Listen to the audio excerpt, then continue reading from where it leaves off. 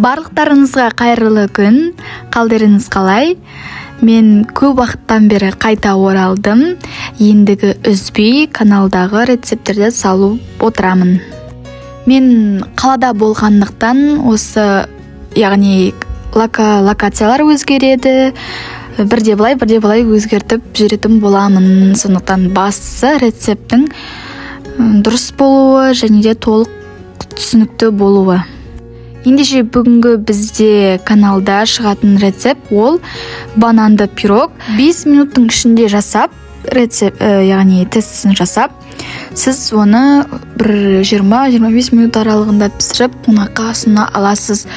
Ол сізге қандай жағдайда керек болады? Мысалы, аяқ асты қонақ келген кезде пісіре аласыз. Өте жеңіл түрде кетеді, өте дәмді, шайға өте керемет кетеді.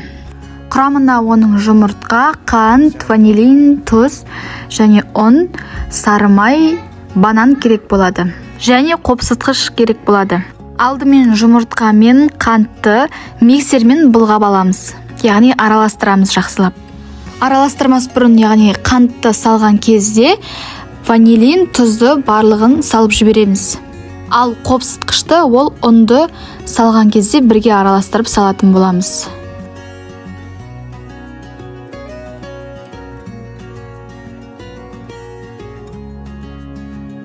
Жұмыртқамыз бен қантымызды араластырып жатқан кезде сары майымызды ерітеміз, яғни вареный баняға қоямыз, су моншасына қойып қоямыз.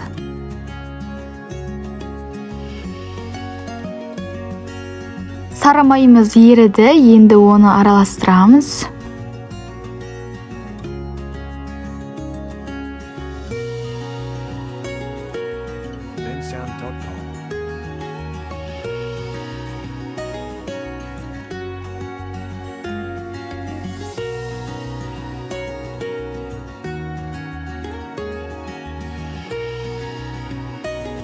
Араластырып болдық. Ендігі ұнымызға қопсытқышымызды қосамыз.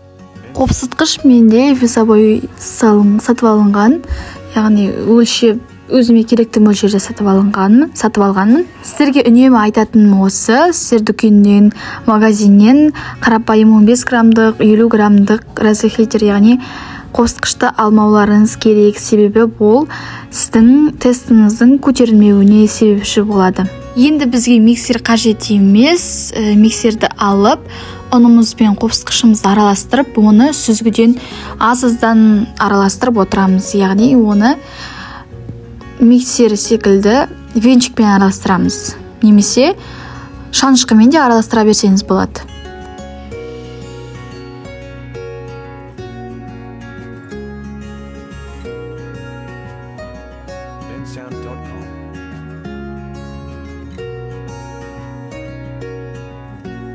Біздің тестіміз дайын болды. Енді оны алып қойып, 2 бананымызды тазартып сыртын. Кейін оны шанышқымен езіп аламыз. Езіп алдық. Енді оны қамырға қосып, жаймен араластырамыз. Лопатканың көмегімен араластырамыз. Осы сәтте сіз пешіңізді қыздыра берсеңіз болады. Мен қарапайым әсел пеш секілді пешке пісірдім. Өте жақсы пісті. Бірақ сіз бірден оның 260-300, яғни жоғары температураға қойып қоймауыңыз керек. Себебі үстімен асты тез пісіп, оның арасы шикі болуы мүмкін. Сондықтан оның температурасын азайтып, яғни назарыңызда ұстауыңыз керек. Сіздер қамырды шағын, өзінің диаметрі азғантай, яғни кіші размерде салсаңыз болады. Мен өзімде қандай таба бар, сонда пісірдім.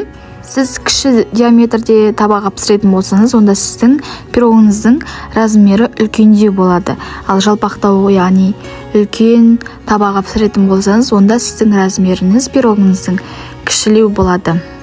Міне достар, бізде бананды пирогымыз пісті. Өте жұмсақ, ыстық, сонда керемет. Иісін айтпай қалай жеткізсем болады, мына видеода жеткізе алмаймын. Бананның иісі бананды ұнататындарға өте керемет десерт болады. Бананның иісі прямо мұрныңызды алып кетеді ғой. бұны мен бестің шайына пісірген едім.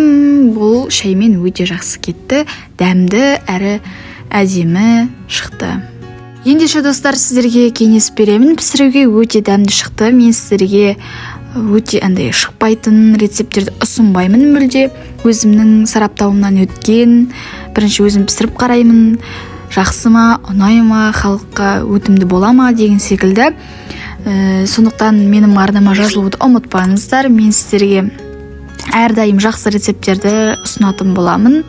Үй жағдайында да қалай жасауға болады, немесе үйде бар заттармен де қалай жасауға болады секілді рецепттерді ұсынатын боламын. Алда қандай рецепттерді түсірейін, астындағы комментарийға жазып кетсеңіздер болады. Мен сіздердің сұрақтарыңызға жауап беретін боламын.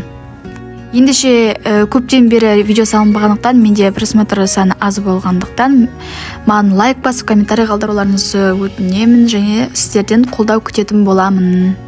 Және де менің инста парақшама тіркелуді де ұмытпаңыздар. Онда көптеген лайфхактарды салатын боламын. Ендеше сау болыңыздар, астарыңыз дәмді болсын. Мені егер пісіріп жатсаңыздар, мені белгілеуді ұмытып кетпеңіздер. Рахмет, сау болыңыздар.